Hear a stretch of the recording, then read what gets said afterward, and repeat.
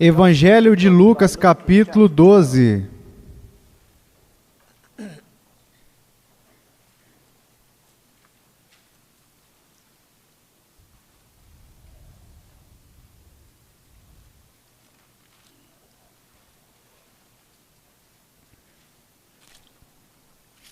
Vamos ler os versículos 49 e 50.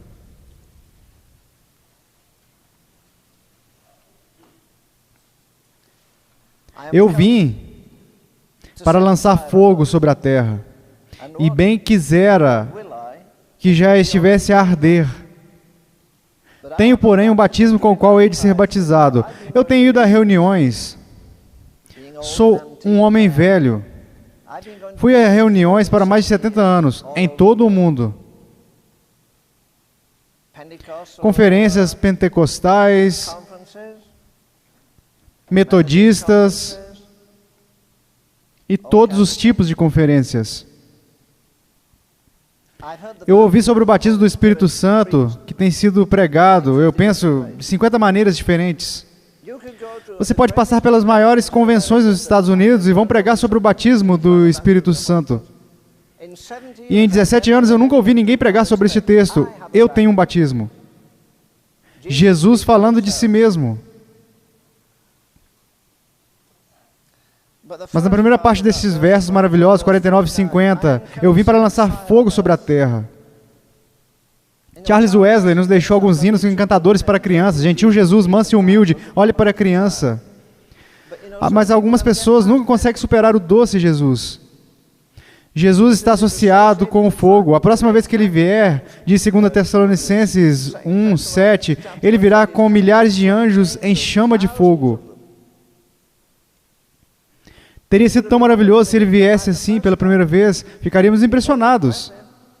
Mas não era o plano de Deus que ele viesse assim, mas aqui está dizendo a esses discípulos, eu vim lançar fogo sobre a terra, e bem quisera que já estivesse a arder. Tenho, porém, um batismo com o qual hei de ser batizado, e quanto me angustio até que o mesmo se realize. Eu vim lançar fogo. Mais uma vez, o símbolo da igreja.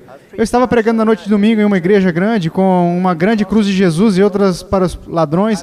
Ele lembrou que a cruz é um símbolo pagão. A cruz não é um símbolo cristão. É cruel, não é um símbolo do cristianismo. O símbolo do cristianismo é as línguas de fogo que estavam sobre a cabeça de cada um deles. O nosso Deus é um fogo consumidor.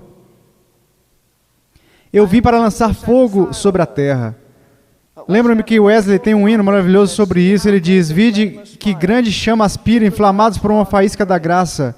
Jesus, o amor das nações acesas, reinos incendiados, para trazer fogo à terra, levando em alguns corações o que ele é. Oh, que todos possam receber a chama, todos participamos da gloriosa bem-aventurança. Quando começou, era uma pequena e frágil chama. Agora,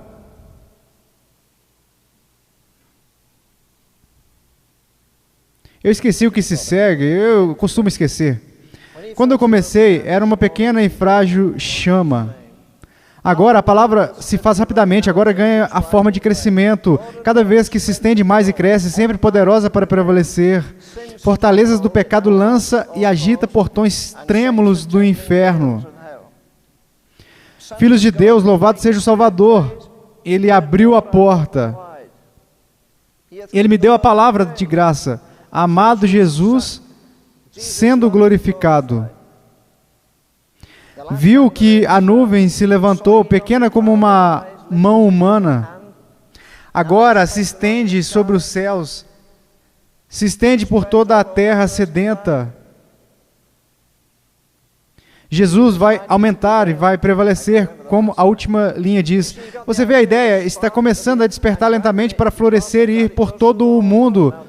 Wesley, em 1776, escreveu profeticamente, porque cada vez se estende e cresce, sempre poderosa para prevalecer.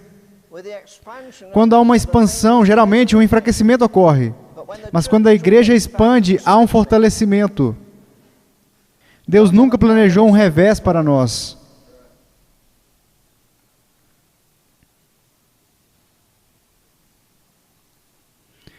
Eu vim para lançar fogo sobre a terra, e bem quisera que já estivesse a arder. Tenho, porém, um batismo com o qual hei de ser batizado, e quando me angustio até que o mesmo se realize. Como diz uma tradução francesa, como me deprimo.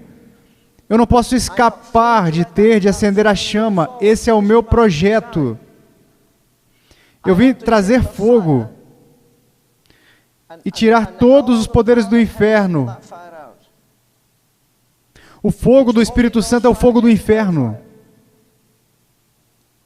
E quando a igreja está realmente acesa no fogo, é a mais atraente no mundo todo. Supondes que vim para dar paz à terra? Como nós adoraríamos isso? Como o profeta Isaías diz, seu nome é Conselheiro, Deus Forte, Pai da Eternidade, Príncipe da Paz. Mas ouça o que Jesus diz. Supondes que vim para trazer paz à terra? Não, eu vou-lo afirmo, antes de visão. Porque daqui em diante estarão 5 divididos numa casa. 3 contra 2 e 2 contra 3. Estarão divididos pai contra filho, filho contra pai. Mãe contra filha, filha contra mãe. Sogra contra nora e nora contra sogra.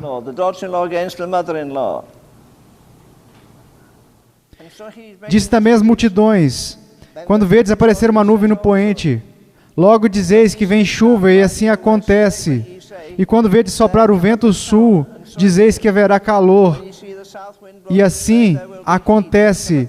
Hipócritas, sabeis interpretar o aspecto da terra e do céu, e entretanto não sabeis discernir esta época. Que época? O fato de que ele é o Filho de Deus. O fato de que ele é o cumprimento de todas as profecias, de todas as eras. Jacó disse que todavia o vê, mas não ainda. Veja, naquela noite eles sabiam da promessa de sua vinda para Israel. Ele estava vindo e estava aqui.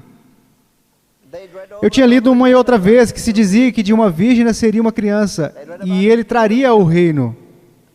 Acontece que eles são cegos, pois podem discernir o tempo, as chuvas, os dias, mas não são capazes de discernir as épocas.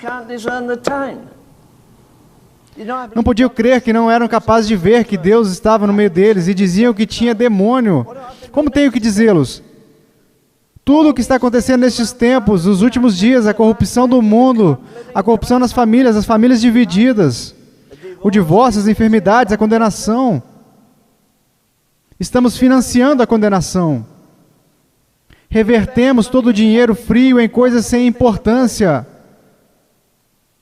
E sabemos que nem o Evangelho está sendo pregado. É surpreendente o tempo que vivemos, é muito trágico.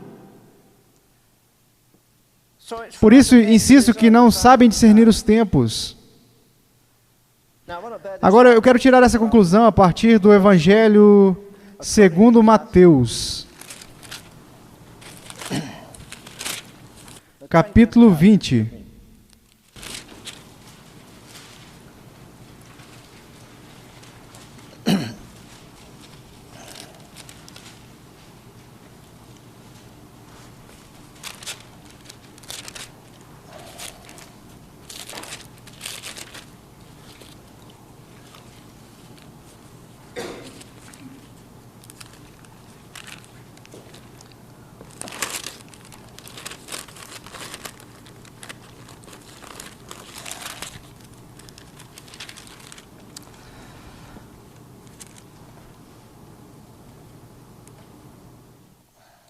Ok.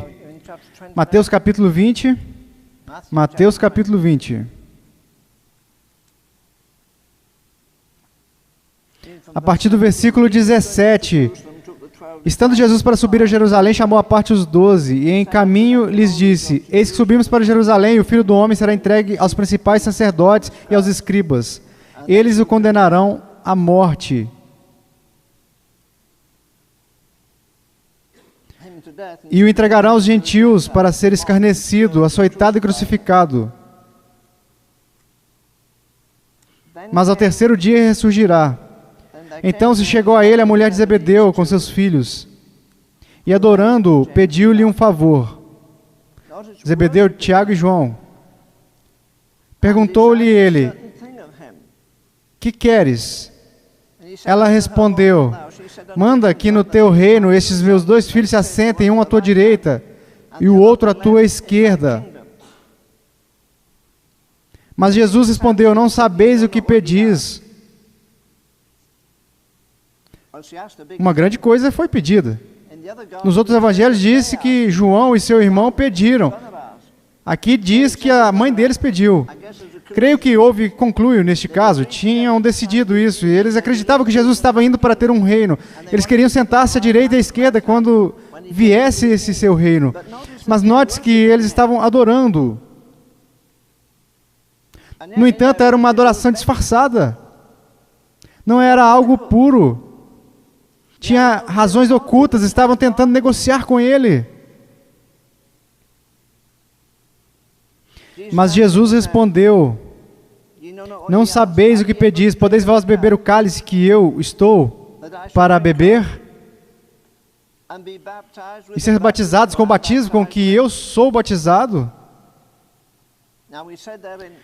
Vamos voltar para Lucas 12, verso 49.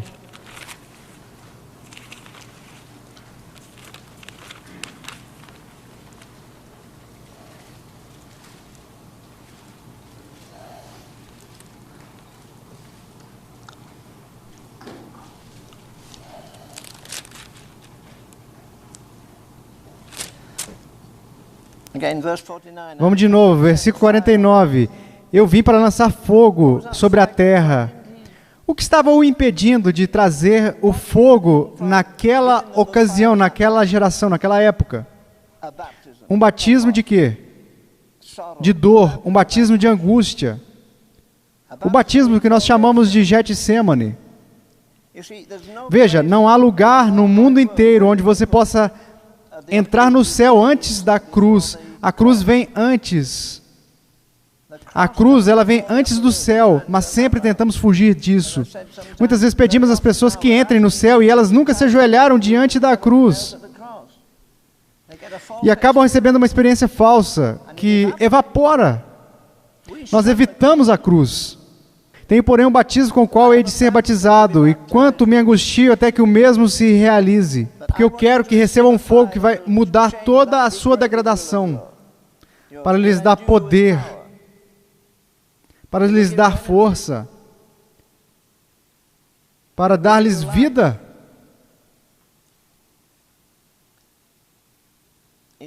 Ele diz: e quanto me angustio até que o mesmo se realize, e eu gostaria de poder fazer isso, mas não posso fazer nada. Vamos voltar então para Mateus 20, de novo. Mateus capítulo 20.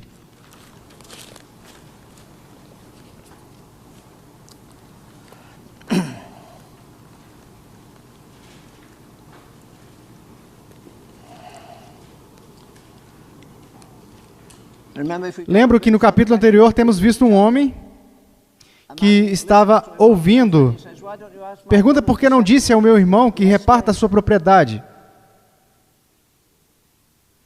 Esta era uma disputa familiar. Queridos irmãos, são pessoas que pensam que Deus existe para nos ajudar. Eles pensam que temos um Deus de grande utilidade. Ore e Ele o fará, ore e Ele o faz. E Ele enviará o dinheiro, ore e Ele vai te livrar de um apuro. Não está fazendo a Ele uma adoração, porque Ele é um Deus de grande utilidade. E alguns estão explorando ao máximo este veneno na televisão.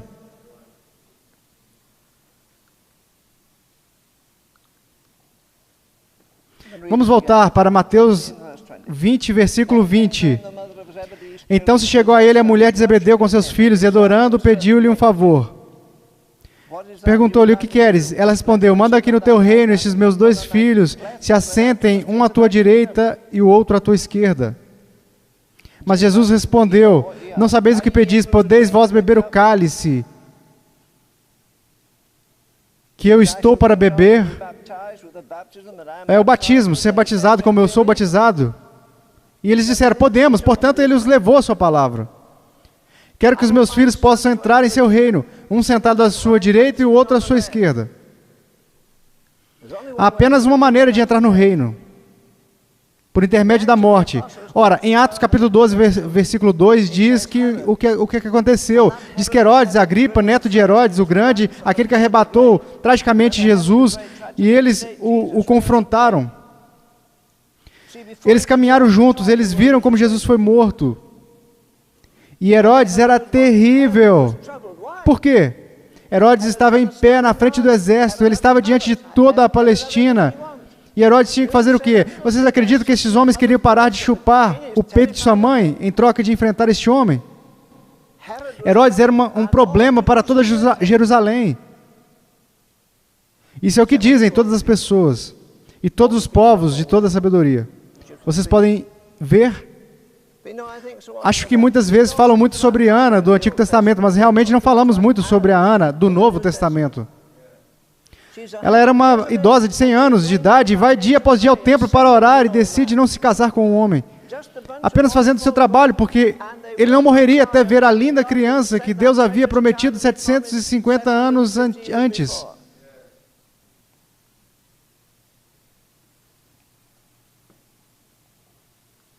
Magnífico. Eu sei que, mais uma vez, nós não somos capazes de beber deste cálice.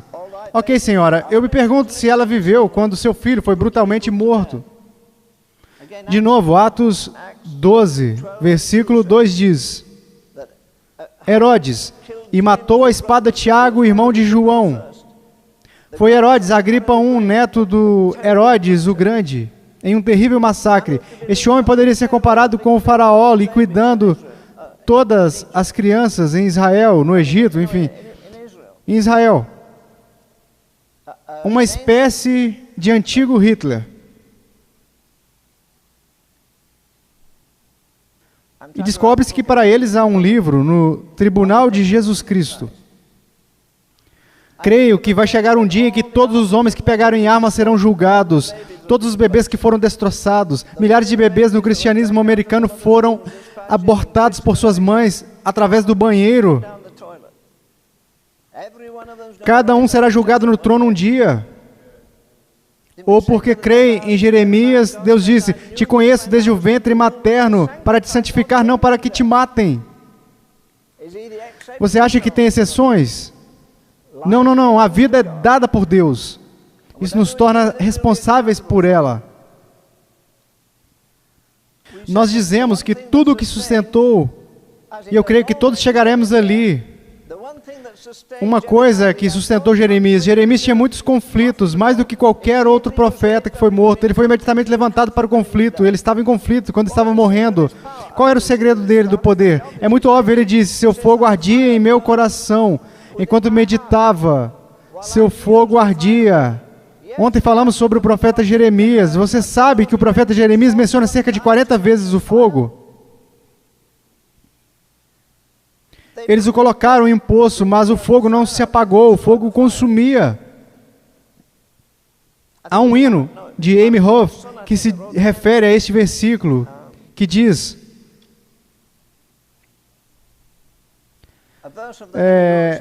águas não podem apagar, inundações não podem afogar, substância que não se pode comprar, o amor é uma coroa infalível. Ó, a história maravilhosa, mistério divino, eu sou do meu amado e meu amado é meu. O fogo não se apagará. O fogo do inferno nunca se apaga. O fogo do Espírito Santo que nunca se apaga. Eu sei que há muita oposição a uma segunda bênção. Te desafio a encontrar um homem que tenha feito história no reino de Deus, em qualquer lugar, que não teve uma segunda crise depois que nasceu de novo no Espírito de Deus. Um dos Quakers disse que tinha algo que não lhe permitia ter paz e queria se livrar disso, que estava sempre o perturbando. William Booth disse que me dei conta que ia e vinha até que um dia o Espírito Santo me encheu em sua plenitude. Amy Hoff escreveu esse hino de batalha maravilhoso que o moderno Exército da Salvação não conhece. Além disso, o Exército de Salvação é uma organização sem dinheiro que adentrou 70 países em 90 anos. Não em 70 cidades, mas 70 países. Homens e mulheres deixaram seus castelos na Inglaterra. Os professores deixaram as suas profissões. Os alunos deixaram as universidades. Por quê? Porque eles puderam ver claramente o fogo que acompanhava Israel em uma coluna de fogo durante a noite. O Espírito Santo estava ali. E o velho William estava marchando pelas ruas à noite cantando: Tu és o Cristo, a chama que purifica e queima, envia o fogo. Teu presente comprado com o sangue que hoje reivindico, envia o fogo. Olhe para baixo e espera para aquilo que queremos. Nos dá o Espírito Santo prometido, queremos um outro Pentecostes. Não estou certo de que queremos isso, mas nós precisamos. Veja, o que está entre o agora e o batismo de fogo é um cálice. Jesus, porém, respondendo, disse: Não sabeis o que pedis, podeis vós beber o cálice que eu hei de beber? Tem certeza que querem beber? Lembre-se de que diz: Importa, porém, que seja batizado com um certo batismo. Ele foi batizado no Rio Jordão, mas ele não estava falando sobre isso. O homem que o introduziu na água disse: Eu vos batizo com água, que era um batismo externo. Quando vier, ele vai fazer algo interno. Ele irá batizá-los no Espírito Santo. E no grego literal diz: com o fogo do Espírito Santo. Não com o Espírito Santo e fogo. Você não pode separar. Deus é fogo consumidor. Ele vos batizará com o fogo do Espírito Santo. Você entende? Há algo entre aqui e ali. Alguns de vocês nunca haviam estado aqui antes, eu estou contente em vê-los, mas deixe-me dizer uma coisa, pode ser que o que eu diga lhe ofenda. Eu não sei em que estado você está espiritualmente. Mas não há nenhuma pessoa que tenha caminhado com Deus que saiba que pode estar mais longe dele do que pensa. Qualquer um poderia se sentir torturado se não nasceu de novo. Sabe o que acontece? Ele nasceu de novo e em seguida o colocaram em uma geladeira. Tem um velho e querido amigo, creio que é o último dos anjos entre os batistas. Ele escreveu o prefácio do meu novo livro, é um grande personagem. Ele disse que as pessoas vão visitar Greenville, onde está, na Carolina do Sul. Ele diz que eles vivem como se estivessem no século passado. Ele disse que alguém veio para vender geladeiras e eles não sabiam o que era, pois estão usando jarros cheios de gelo. E ele diz: Isto é o que há de fazer com uma geladeira, basta ligá-la na tomada, mas eles não têm eletricidade. Pois não tem muitas coisas. E guardam o que podem em seus jarros. Ele diz: em meu país, nós fazemos os maiores refrigeradores de toda a América. Até recebem ninhos de corujas. Agora, eu não digo isso, um batista quem o diz. O senhor Chadwick diz: Senhores, temos que ganhar almas, mas apenas nascem de novo e os colocamos na geladeira. A igreja nunca havia estado tão equipada, mas nunca havia tido tão pouco poder, tão pouca unção, tão poucos milagres. Nunca havia tido tão pouca presença de Deus.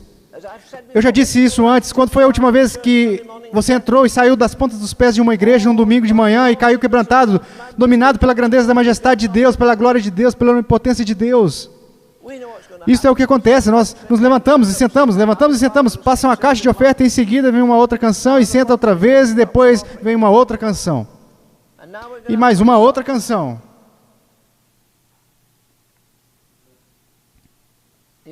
Se você pode gastar tanto tempo ensinando as pessoas a orar, como ensinam a cantar no coro e se perguntam por que o mundo está aceso no fogo. De que serve toda a tecnologia do mundo se não sabemos usá-la? Eu não me importo se você chegou em um skate ou que tenha vindo em um Volkswagen ou em um Rolls Royce. Pois tudo depende de uma coisa, de que o motor funcione bem. Se não funcionar, está terminado. O carro pode ser muito seguro, pode ser o mais limpo e pode estar em perfeito estado, mas se não funcionar o motor de arranque, não pode ligar o carro. Olhe para todos os equipamentos que tem a igreja. Se o fogo do Espírito viesse sobre a igreja de hoje, o mundo se converteria em 6 meses, ou tombaria. Ou então tombaria. Não sabeis o que pedis. Muitas vezes me questiono, quantas vezes Deus nos diz isso? Eu já disse muitas vezes, eu digo em minhas orações em particular, eu não quero chegar ao tribunal de Cristo, com talvez trilhões de olhos olhando para mim, chegar diante de Cristo, diante de todos aqueles que me veem, você não é um adulto, é uma criança. Eu não quero que Ele me diga: filho, eu queria te dizer muitas coisas, mas você não podia suportá-las. Como quando cantamos, eu estou sempre empurrando isso goela abaixo das pessoas. Quando é que vai levar isso a sério, o avivamento? Nós não levamos a sério. Na semana passada vimos todas essas celebridades, com um artista conhecido fazendo reuniões no hotel e tudo mais, e etc.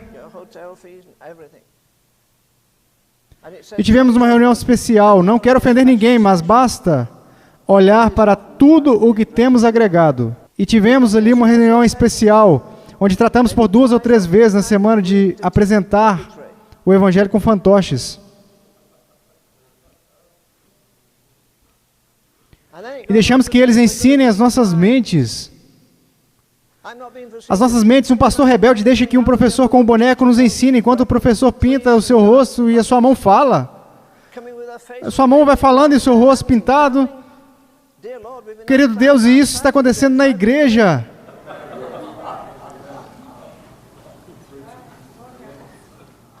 Por que o mundo deveria nos levar a sério se nós não levamos Deus a sério? Qual é?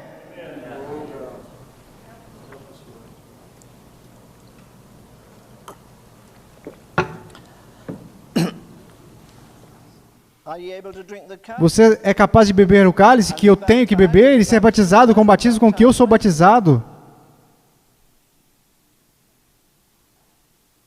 Qual que é o cálice? Vamos ver o capítulo 26 em Mateus.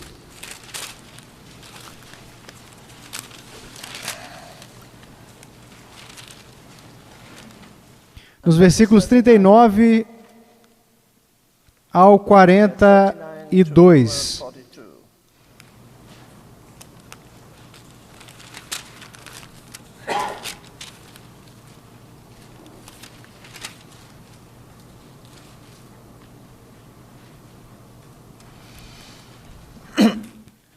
Este é o batismo para vocês.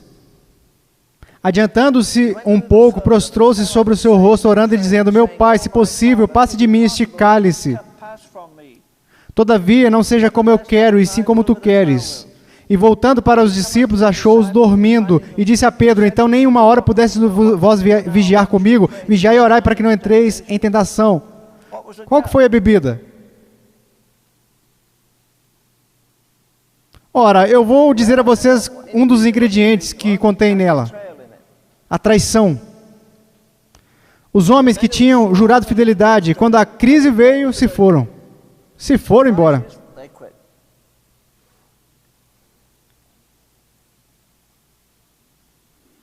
Podeis beber do cálice? O que há no cálice? Eu creio que nesse cálice contém o sofrimento interno, o sofrimento mental e o sofrimento espiritual.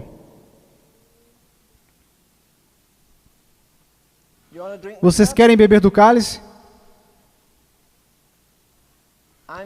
Se afligiu, diz: Não posso decidir fazer qualquer coisa. Há um batismo pelo qual eu devo passar. O Espírito Santo não pode vir até que eu tenha ido. Eu não posso ir até que se tenha cumprido a vontade do Pai. Isso aconteceu na agonia no Getsêmani, aconteceu pela solidão. Assim ele bebeu daquele cálice. Eu digo que foi interno, por quê? Porque assim disse Isaías 53:11, ele trabalhou em sua alma, a sua alma. O que é isso? Isso não é interno?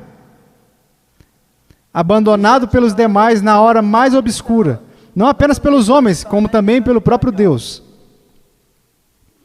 Podeis beber deste cálice? Veja, as pessoas hoje estão à procura de um Pentecostes indolor, não existe isso. Imediatamente após o Pentecostes, o que aconteceu? Eles prosperaram, sim, foram para a prisão.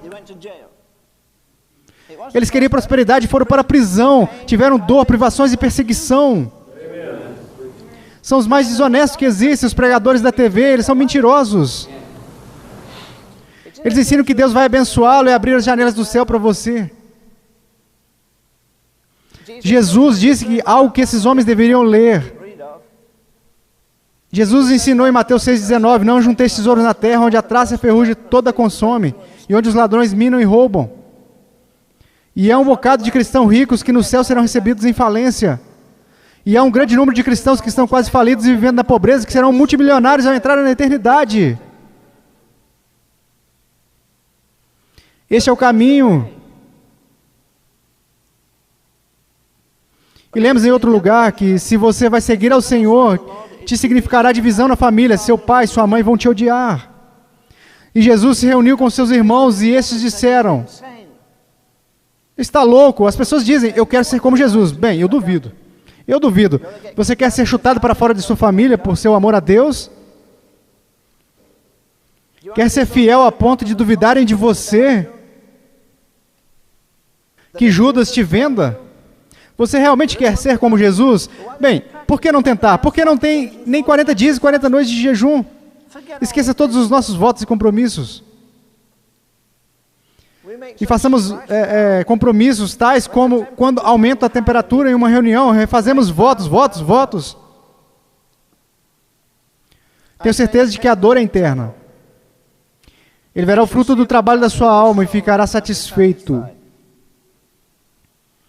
Eu estou seguro de que não se trata apenas de dor interna, foi também dor mental. Estou certo também que foi uma dor corporal. Porque ele diz em Isaías 56, as minhas costas ofereci aos que me feriam. Nós não fazemos isso, nós relutamos. Nós não gostamos que nos pisoteiem, que nos desprezem, nos ridicularizem, nos humilhem, nos distorçam. Consumada toda a obra. No entanto, ele nunca murmurou uma única vez. Aqui diz na agonia da cruz, os homens zombavam dele. Eu não sei onde estavam os discípulos ou quem seja. Quando ele foi julgado e quando se dirigia para a cruz, as pessoas aplaudiam e zombavam dele, dizendo: o rei de Israel não pode fazer com que desça o seu reino. E quando ele estava sendo crucificado, um dos ladrões disse: se Deus é o vosso Pai, diga a ele que te salve. Penso e repito que o desafio constante para o cristão é: desça da cruz e salve-se a si mesmo. Você toma uma decisão em uma reunião de missionários: vou dar mais dinheiro para as missões. Então, algo acontece e dá para trás. Eu estou indo passar mais tempo com Deus. Esqueça, isso não aconteceu. Você sabe, Elias, antes de chamar fogo do céu, voltou e reconstruiu o altar antigo. Nós não queremos voltar ao antigo altar, os antigos votos, os antigos compromissos. Nós sempre tratamos de fazer coisas novas. Deus sabe que, de qualquer maneira, tudo vai entrar em colapso em poucas semanas. O cristianismo tem sido pesado na balança e uma coisa é certa: foi considerado difícil e rejeitado. É muito difícil. É muito difícil. Não é um trabalho de meio expediente. Deixe tudo e siga-me.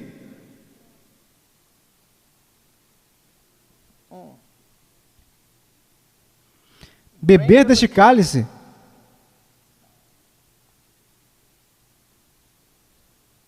É disso que se trata a agonia no jardim do Getsêmani. Deixe-me dizer o seguinte: eu estava andando por uma rua em Oldham, 9 quilômetros afora de Manchester. Eu tinha 20 anos. Era o pastor da maior igreja da cidade, de fato, a maior igreja em santidade na Inglaterra. Descendo a rua um dia, ao passar por uma casa, uma senhora abriu a porta, ela disse: olá. Eu respondi: olá. Ela disse: você é o pastor do tabernáculo? Costumo ir à sua igreja. Eu me assento nos bancos de trás.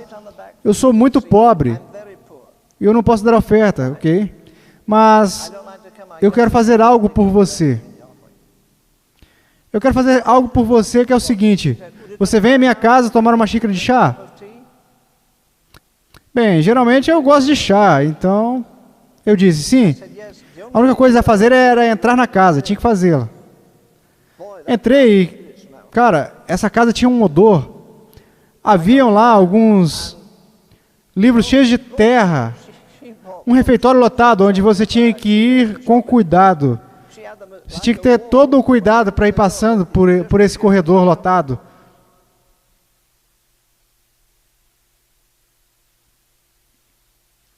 Tudo estava empoeirado. Olhei para as mãos e os dedos e estava imundo. Como é que alguém pode andar com as suas mãos tão sujas logo pela manhã? Tudo sujo. A pia da cozinha estava cheia de pratos sujos. Havia uma placa com um pouco de bacon coberto, cheio de mofo. De onde veio? Penicilina. Penicilina. Sim, tinha penicilina. E procurava uma horrível coisa espalhada. Enfiou a mão ali numa pilha de copos dentro da pia e pegou um.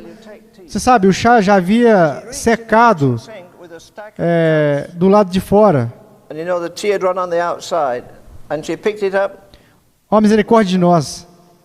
Era como se houvesse uma centena de sujeira do lado de fora. Estava seco, as folhas sujas, o chá podre. De fato, algumas folhas estavam até molhadas.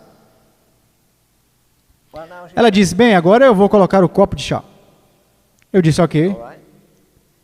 Ela serviu o chá na xícara e os meus sapatos se escureceram. Eu não gosto de chá preto. Você gosta de creme? Sim, eu gosto. Eu não tenho, bom. Você gosta de açúcar? Sim. Eu não tenho. Com as mãos sujas e trêmulas, eu vi essa coisa preta que supostamente havia de ser chá, frio como o gelo, e eu hesitei. Eu gostaria de me levantar, mas eu sabia que eu estava em prova. Havia muitas dúvidas. Ela levantou o copo e ela me disse, beba. Me deu a xícara de chá suja. E a minha mente foi a 2.000 milhas de distância para um lugar em Jerusalém chamado Getsemane. 2.000 milhas de distância há 2.000 anos. O Pai lhe deu um cálice com todos os resíduos de impureza e de iniquidade. E essa não foi dada a Gabriel, e muito menos dada ao arcanjo Miguel. Ele deu ao seu filho. Isso é o que ele veio fazer, veio para consumir a iniquidade. E ele fará no jardim do Getsemane por si só. Quando todo mundo havia lhe traído, quando os nervos estavam exaustos e podendo ouvir o inimigo que viria. Ele estava pensando em todos os anos que demonstrou seu poder, havia provado ser o Filho de Deus. Ele andou sobre as águas, levantou-se dos mortos, limpou os leprosos, curou as pessoas, e foi uma loucura, não creram nele. Qual é a diferença hoje em dia? Cremos nele? Lembre-se de que nenhum dos 12 discípulos possuía uma Bíblia. Nem mesmo o apóstolo Paulo possuía uma Bíblia. Não conte muito com o seu conhecimento da Bíblia quando estivermos diante do tribunal. Eu não tenho uma biblioteca grande, mas possuo alguns bons livros. Às vezes eu me pergunto se esses livros se levantarão no juízo contra mim. Digo isso com todo o meu coração. Estamos procurando um Pentecostes indolor. Nós queremos investir 1 centavo e obter $1 milhão de volta.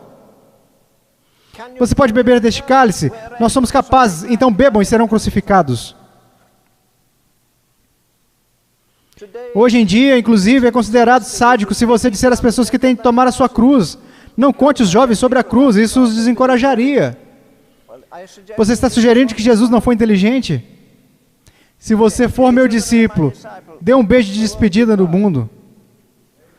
Você vê que as pessoas que nascem de novo nos dias de hoje não se separam do mundo. O mais provável é que seu pastor seja o homem mais mundano de todos. Mas se você quer alcançar o que ele quer lhe dar, se você obtiver o batismo do Espírito, você terá de beber deste cálice. Eles disseram, somos capazes.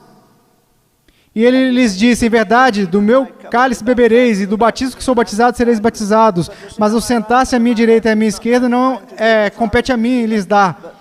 E o versículo 24 diz que quando os outros 10 discípulos ouviram isso, se indignaram com os 2 irmãos.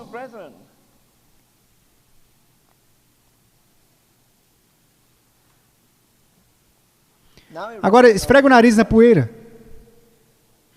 Quereis sentar-se à minha destra ou à minha esquerda no meu reino? Ele poderia ter dito, estão preparados para passar pelo inferno para chegar até lá? Você não pode me provar que o avivamento historicamente não tenha nascido de parto, de dor, de solidão e verdadeiras noites de obscuridade. Na Escócia, em Glasgow, há um edifício enorme. É o Memorial Nacional de David... Como que diz o nome dele? Não. Qual que é o nome dele? David Livingstone. Ali está a casa em que ele morreu e onde por anos e anos ele orava. Se parece a essas casas da Índia, feitas com bambu e tecidas com muitas folhas. E lá estava ajoelhado ao lado da cama. Se pode se chamar assim, pois eram duas camas de bambu com folhas e uma vela acendida ali. Não tinha luz elétrica. Contavam que todas as noites se ajoelhava ao lado da cama e orava com suas mãos erguidas, dizendo: Deus, quando a ferida do pecado deste mundo será curada? Ele lutou contra os traficantes de escravos, os portugueses. Ele fez muitas e muitas coisas nobres. Por quê? Porque ele viveu o seu próprio Getsêmani. Sua amada esposa morreu e a enterraram na selva. E o bebê que levavam morreu e o enterraram ao lado de sua mãe. E a outra criança também morreu e foi enterrada ali. E eu digo que a morte é parte do caminho cristão. E o que se espera é a ressurreição.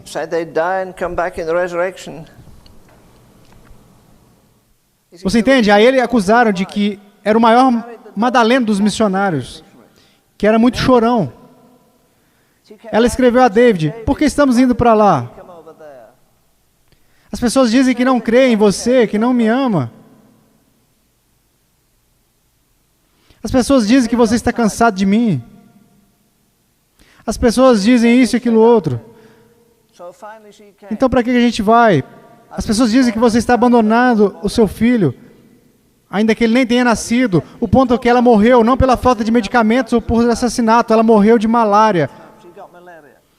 E ele colocou o seu dedo sobre ela e disse: querida Maria, as pessoas me acusam de tê-la matado de malária. Não é assim.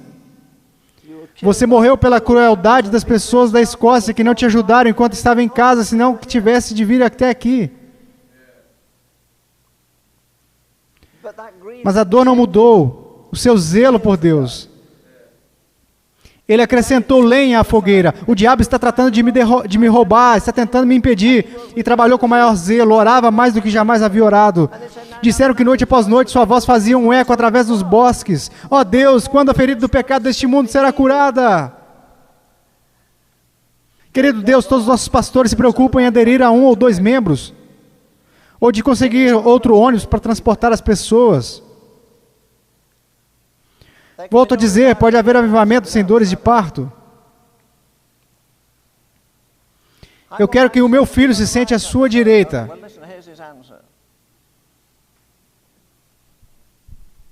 Ora, aqui está a resposta, versículo 24. E quando os 10 ouviram isso, indignaram-se contra os 2 irmãos. Então Jesus, chamando-os, diz: sabeis que os governadores dos povos os dominam e que os maiorais exercem autoridades sobre eles. Não é assim entre vós, pelo contrário. Quem quiser tornar-se grande entre vós, será esse o que vos sirva. Esta é uma troca, certo? Este queria sentar-se à sua direita. Ele disse: o caminho para o meu reino é o seguinte: se quiser subir, terá que se rebaixar. E ao se rebaixar, se humilhar. E aí você vai ser exaltado. Se salvar a sua vida, a perderás. Se perder a tua vida, salvarás. É a lógica inversa. Versículo 27. Quem quiser ser o primeiro entre vós será o vosso servo, tal como o Filho do Homem, que não veio para ser servido, mas para servir e dar a sua vida. Ele não veio para entregar a sua teologia. Nem uma declaração dizendo eu tenho um mandamento do Pai para lhes entregar. Ele deu tudo o que tinha, deu o Sermão do Monte, onde ensinou todo o domínio sobre o pecado, a morte, a enfermidade, os demônios e tudo mais. E, no entanto, eram incrédulos.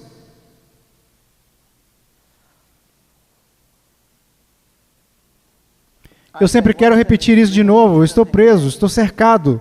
Não posso fazer nada. Isso é o que diz em Lucas 12. Eu não tenho nenhuma liberdade. Eu tenho um batismo para ser batizado. Antes do que a palavra de João Batista surpreendeu quando disse, quando ele vier, ele vos batizará com o Espírito Santo e fogo. Mas quando será isso? Não é imediatamente. Ele disse, eu tenho que fazer a vontade do Pai, a vontade do Pai é o Getsemane, a vontade do Pai é a cruz, a vontade do Pai é que vá às profundezas do abismo, liberar os cativos e dar salvação aos homens. Como eu lhe disse, há duas razões principais pelas quais não há avivamento. Um, estamos contentes em viver da forma que estamos. E número dois, é muito trabalhoso. Não queremos que Deus interrompa o nosso status. Não queremos que Ele transtorne o nosso modo de vida. A vida cristã só pode ser vivida de uma maneira, e essa é a maneira de Deus. O caminho de Deus é deixar tudo e segui-lo. O caminho de Deus é que quando eu creio que vou ter alegria ou algo de gênero, de repente o cálice se converte em cálice de amargura. Quando penso que é chegado algo, o Senhor te tira isso.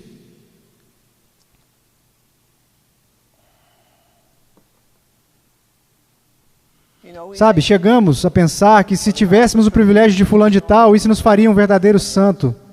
Ah, eu vou ser santo. A realidade é que todo aquele que quiser ser grande entre vós será vosso servo. Ele não veio para ser servido, mas para servir e dar a sua vida. Eu estava lendo algumas páginas sobre a vida de Marechal Evangeline. Gostaria de voltar a esse livro. Ela era a filha mais velha do fundador do Exército da Salvação. Mesmo quando tinha 85 anos, ela podia pregar como uma tempestade, como uma verdadeira torrente. Ela disse, uma noite fui a Bruxelas. Eu fui a uma enorme mansão, cheia de antiguidades e coisas caras. Era maravilhoso. Era a propriedade de um cristão. Eu vi uma menina doce, eram cerca de 9 horas da manhã, indo para o local dos empregados, radiante. Eu disse um dia, minha querida, eu quero te fazer uma pergunta.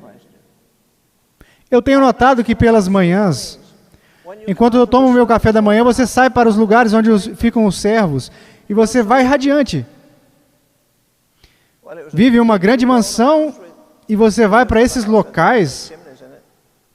Ela respondeu, eu acendo 12 outras fogueiras a partir do fogo que acendo a cada manhã. Eu tomo fogo, eu vou a cada moradia.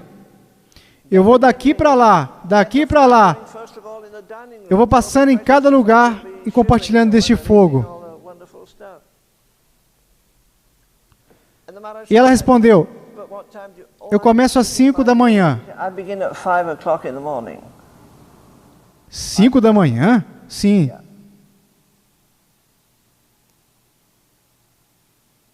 O que você faz? Quando? Ora, o café da manhã é às 8 horas. Geralmente tem a fogueira acesa a partir das 7h30. Como é que você faz isso? Eu estou de joelhos diante dele, recolho todas as cinzas de um lado e as ponho em um balde. Tem um pouco de papel e alguns gravetos.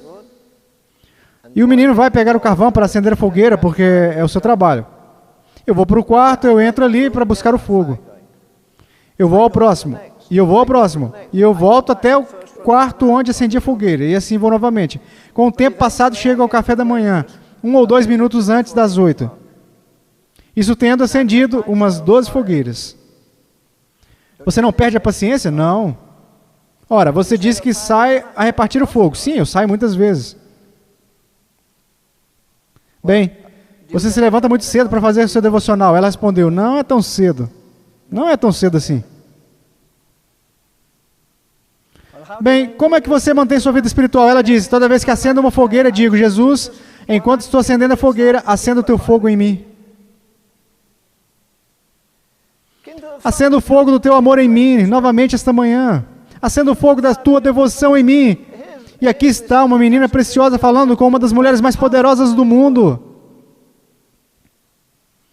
A mulher que aos 21 anos de idade foi para Paris e pôs a cidade de cabeça para baixo. Pregando para as prostitutas da cidade, a rainha do inferno estava lá. Os homens a levaram à Sorbonne, com os maiores intelectuais, com suas longas barbas, seus óculos, e a ouviam.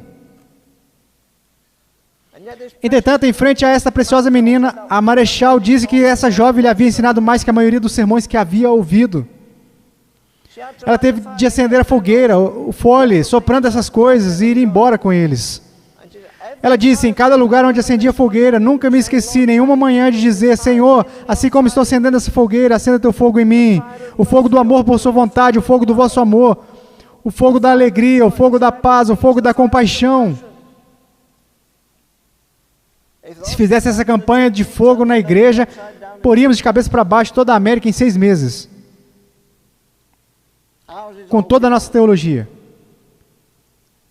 Chegamos ao faminto e lhe damos um livro de culinária. Acredita que isso ajudaria? Ele mostra os trechos do livro de culinária, onde há um prato de batatas de carne, e assim o que faz? O atormenta. Ou você diz, eu espero que um dia possa chegar ao nosso lugar para te dar este prato de carne bovina, de peru e algo mais. E no entanto, o pobre homem tem uma fome voraz. E nós damos para ele uma foto, mas não lhe damos a comida. Em média, na igreja, no domingo de manhã, te dão o cardápio, mas não te dão a comida. Eles te dão um esboço de teologia. Esta é a nossa preciosa doutrina. Portanto, a maioria das pessoas receita a doutrina do inferno. Jesus diz isso, eu já disse antes, ele diz, onde 2 ou 3 estiverem reunidos em meu nome, se a vida de Cristo está em uma reunião, como em nome de Deus se pode ter um serviço de mortos? É totalmente impossível. Eu me lembro de pregar uma vez no Carnegie Hall, em Pittsburgh. Nós estávamos falando sobre a igreja, do que se tornou várias outras coisas.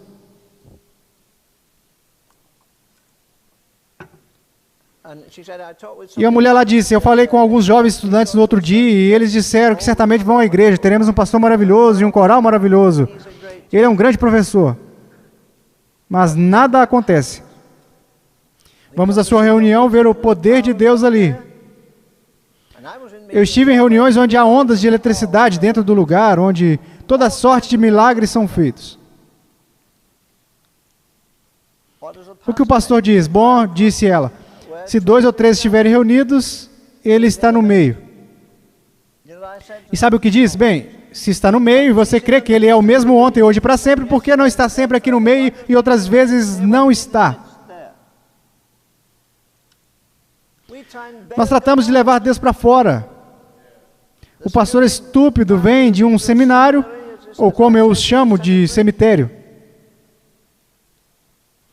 Nossos púlpitos estão cheios de mortos pregando sermões mortos para pessoas mortas. Portanto, não surgirá um despertar. Ó Deus Todo-Poderoso, não te importes com a quebra da América. Não te importes em termos de esperar em filas de pão. Você não se importa que os nossos carros peguem ferrugem por não ter gasolina. Isso pode acontecer facilmente, porque muitas reservas de petróleo vão começar a se acabar. Gostaria de lembrar que veremos isso ao redor do mundo. Mas, mais uma vez, isso é visto como caro. Nós temos mais a confiar no Senhor, crer no Senhor. Temos que ter mais do que uma bênção, porque nos sentimos melhor, nos sentimos cheios por haver conseguido um dom ou algo do tipo. Veja, eu creio que quando alguém recebe um dom do Espírito, fica mais altivo do que era antes, se orgulham do dom. O derramar do Espírito Santo, para mim, é o algo mais majestoso deste lado da eternidade.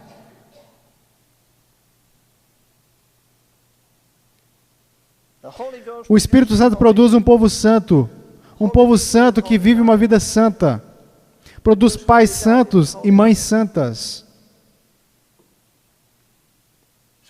Portanto, esta é a pergunta e a resposta por você mesmo. Quer beber do cálice que contém tudo isso?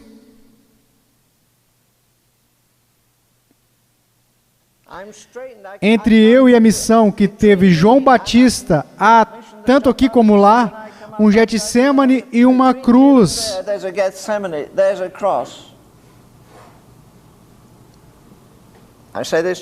Eu conheço a história de um homem, era um rapaz jovem, em 1904, em uma cidade chamada Newcastle, no país de Gales. Ele tinha cerca de 35 pessoas em volta numa reunião.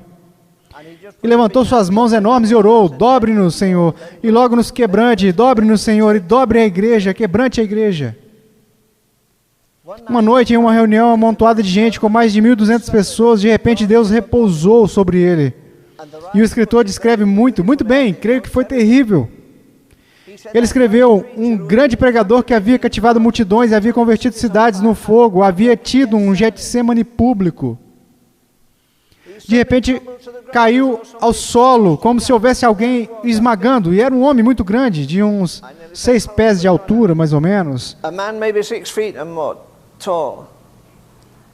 Não se tratou de um simples espetáculo, não foi uma manifestação, foi uma visita pessoal do Espírito Santo. Ele se contorcia, gemia, estava em trabalho de parto. Alguns homens disseram: vamos ajudá-lo, mas alguém disse: não ponham um dedo nele. Quando este homem se levantou, o seu rosto havia sido transfigurado, como se houvesse um véu sobre ele. Dali em diante mudou-se a uma nova esfera de poder, a uma nova esfera de autoridade. Não iremos reunir e levar as pessoas ao arrependimento, só Deus pode fazer isso. Leia Joel capítulo 2 mais uma vez hoje, tantas vezes citado. Ele vai derramar do seu Espírito Santo.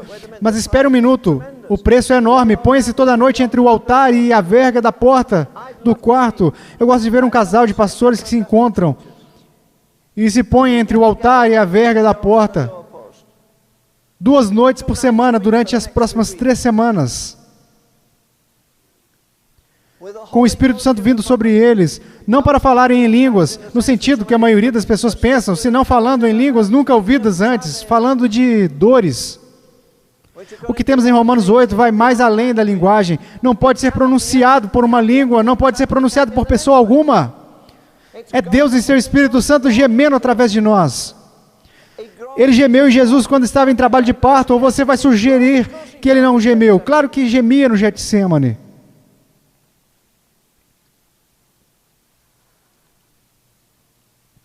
Deixe-me dizer o seguinte: eu creio que Jesus agora está gemendo no céu.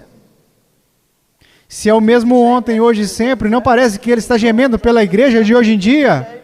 Somos pobres e ilegítimos. Ou você não pensa assim? Impotentes, sem vida, sem autoridade. A maioria do nosso povo não pode alcançar o êxito, não é capaz de expulsar os demônios.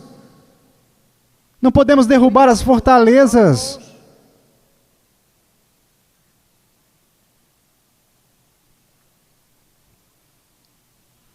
Mas estou convencido de que a mudança virá. E não vai ser uma mudança dentro das grandes denominações, tanto quanto eu estou preocupado. É tão bom ler Hebreus 13, 12. E por isso também Jesus, para santificar, isto é, Ele vai purificar, edificar, libertar, transformar. Para que Ele possa fazer isso, é que padeceu fora da porta. E no versículo seguinte diz: saiamos, pois, a Ele fora do arraial. Vamos ser separados de tudo o que é organizado, feito e monitorado pelo homem. As pessoas dizem: Ravenhill é um radical. Não deve tomar nenhuma nota dele, sabe? Ele não tem cobertura. Bem, eu não sabia, pobre de mim. Eu tenho ido ao redor do mundo durante os últimos 50 anos sem cobertura. Eu não sabia. Mas o Senhor sabia que tinha. Ele me preservou assim. Quem estava cobrindo João Batista? As pessoas sabiam quando João Batista vinha. pois não fez sinais, não tinha prodígios, nem milagres, mas quando pregava, suas palavras eram como fogo que ardia no coração das pessoas. Se não há fogo que arda em mim, por que em nome de Deus vai queimar em alguém? Eu não quero ouvir um pregador que não acenda algo em mim. Eu creio que deve acender o fogo do gozo pleno em meu coração, senão, entende? Por que o busca? Às vezes deve haver o gozo e o poder de Deus. Veja, eu apartei a taça suja que essa mulher oferecia e a continuação, a força dessa mulher, ela disse, beba. Naquele momento eu me lembrei do homem no jardim dizendo, Pai, isto é o mais degradante na história do mundo. Se possível, por favor. O Senhor permitiu que isso acontecesse. Agradou ao Senhor moê-lo. O que farás quando o Senhor te ferir? Buscará por ajuda? Fará uma ligação para alguém? Você vai chamar a igreja ou você vai ficar a sós com Ele, que é capaz de te curar em paz, com o único que possui o bálsamo de Gileade? Veja, Deus, Ele não treina os escoteiros, Ele treina soldados. Ninguém que milita se enreda nos negócios desta vida. Tudo para agradar aquele que o tomou por soldado. Veja, você pode ver o anúncio que sai na televisão e em outros lugares, desses rapazes inteligentes, esses, como que eu posso dizer? Cadetes. Estamos à procura de um homem escolhido, sabe? Um entre milhares. Um especial, não por questões de ego. Venha. Venha ser um dos especiais. Eu quero ser um deles. Isso é exatamente o que Deus faz. Eu vos tenho escolhido e ordenado, portanto não precisamos de nenhuma outra ordenança. Dos 12, Ele escolheu 3. Pedro, Tiago e João. As pessoas dizem que você não deve ser seletivo. Deus é seletivo. Ele sempre foi e sempre será. Dos 3, Ele escolheu 1. Deus tem um processo de seleção.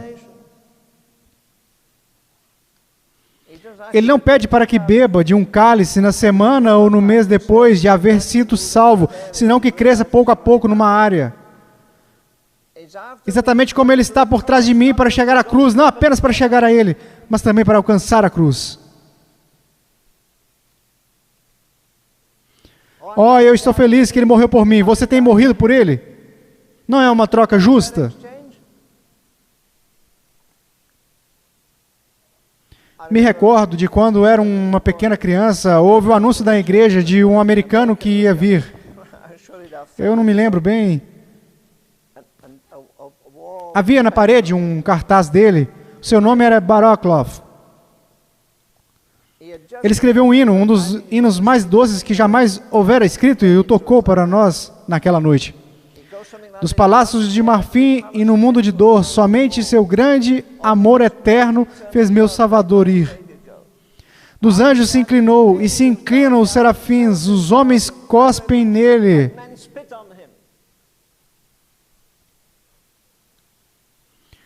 Tinha toda a glória do céu, mas não tinha onde dormir pela noite. Seria necessária a eternidade para nos darmos conta do que significa a vinda de Jesus. Ele tomou um cálice de separação do seu Pai, um cálice de separação da glória na eternidade, um cálice de separação da adoração, como se diz em Hebreus que os anjos são comissionados para adorá-lo, e os homens não o adoram, mas o cospem. Pôs tudo isso de lado com alegria, tomou a cruz para ser maltratado e ficou ensanguentado.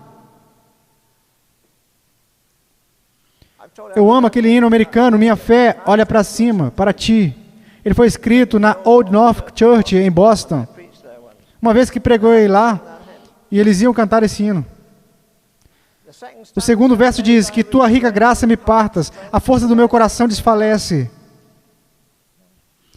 Meu zelo inspire, Ele morreu por mim, assim desfaleço do meu amor por ti, vivo e puro, que seja imutável o fogo vivo.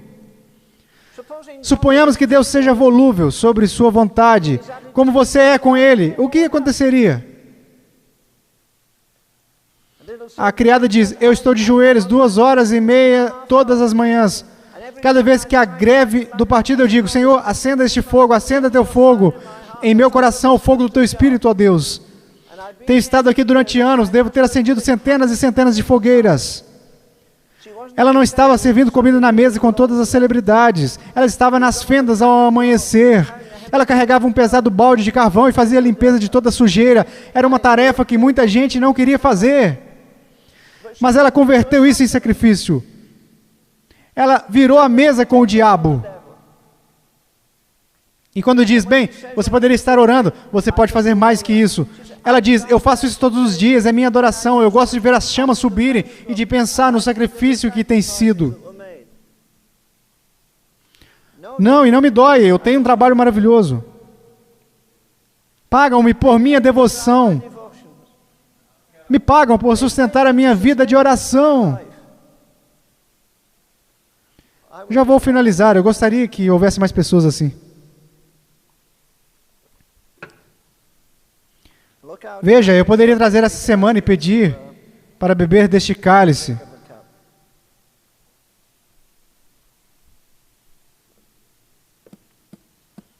Podeis vós compartilhar deste mesmo batismo? Nota que o Espírito Santo é o que dá este batismo.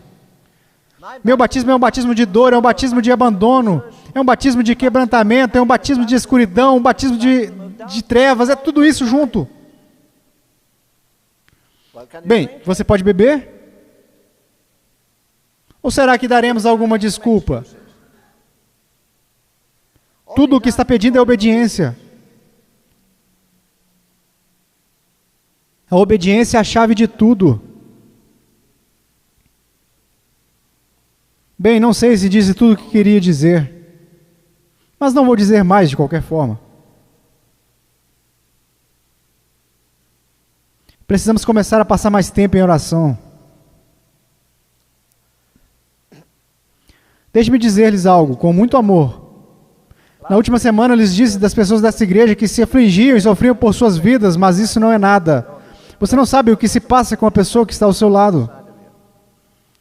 Alguns que vêm têm problemas em suas casas, as crianças que dão trabalho, em alguns serviços. Não estou criticando o serviço, me agrada os serviços, eu não sei por que está orando, mas ouça. As pessoas não estão preparadas diante do que virá, elas não sabem o que é lutar por um matrimônio todo o tempo, e isso é duro, mas também honroso. Do it in your heart, do it quietly, not audibly. Este é um assunto sério. O tempo está se esgotando rapidamente para todos nós. Para mim, restam poucos anos. Durante a próxima década, vamos nos deparar com o ápice daquilo que a América pode suportar. E se é que Deus não encontre um homem, sem esse homem estaremos acabados. O maior avivamento que houve na América não foi uma encenação, não teve anúncio, nem apoio financeiro. Tampouco contou com estrelas do cinema ou ex-futebolistas. Ocorreu uma reunião quando Jonathan Edwards pregou o seu sermão, Pecadores nas mãos de um Deus irado. Não houve publicidade nem nada foi planejado. Nas cartas do caminho do peregrino, não havia uma foto no jornal. Somente ia à igreja, não havia publicidade, nem anúncios, nem projeções. Jesus diz, como você pode receber a bênção de Deus quando recebe honra de outro homem? Eu tenho um anúncio desse tipo, de um congresso do avivamento que havia em Dallas, e não era o do David Wilkerson, nem mesmo de algum outro do tipo, mas de um homem que pregava nas maiores igrejas da América, e este homem tem muitos livros que são os mais vendidos, mas ele não fala de Deus, nem de outra coisa. Ele resiste aos soberbos e salva aqueles que são de espírito contrito e humilde. É uma vida solitária, mas é uma vida gloriosa. Se ninguém pode deter Jesus, nada pode deter você também. O inimigo te diz, desça da cruz e salve a si mesmo. Se você vê alguém salvar seu próprio pescoço e o segue, perderá sua bênção, perderá sua recompensa e perderá seu poder. Há muitas coisas pelas quais poderia orar em sua vida, mas eu vou orar por essas essa noite. Devemos orar pelos jovens não salvos, por aqueles que não têm segurança da salvação. Orar pelos índios para que se acenda esse fogo esta noite em cada um deles. Devemos voltar à oração. Não sei por que os americanos não querem os índios. Há 2 milhões deles. E não há garantia de que milhares deles vão ao inferno. Somos guerreiros, devemos ir ao campo missionário.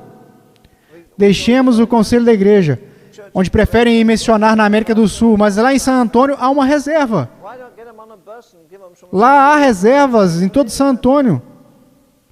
Não é fascinante? As pessoas preferem se sobressair e orar para ter a unção aqui, e não por levar essa unção a essas reservas. Mais uma vez, orar pelos jovens, terem ensinos cada vez mais bíblicos, pela educação das crianças, porque hoje em dia se paga pelo veneno que se dá às crianças. Hoje se ensina a história da revolução, e todo o saldo está indo para o diabo. Se não se pode colocar um fim a estas leis, não se pode obter um legítimo avivamento. Apenas Deus pode deter toda a corrupção que adormece nesta terra.